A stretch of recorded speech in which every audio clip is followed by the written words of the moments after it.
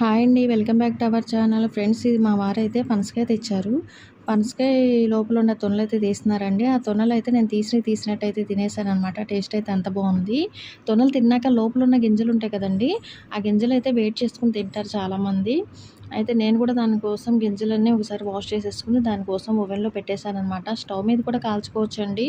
చాలా టైం పడుతుందని చెప్పి ఓవెన్‌లో పెట్టాను.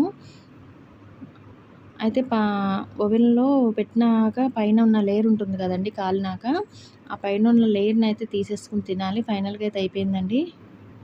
చూడండి, రెడీ అయిపోయింది. స్టవ్ మీద అయితే మొత్తం పొగ పోసుకుపోద్దండి, నల్లగా అయిపోతాయి. అయితే ఓవెన్‌లో అయితే ఇలాగే పెట్టినట్టే ఉన్నాయి. పైన అయితే తొనుంటుంది కదా! తోలైతే తీసేసుకుంటే లోపల బ్రౌన్ కలర్‌లో ఉన్నాయన్నమాట.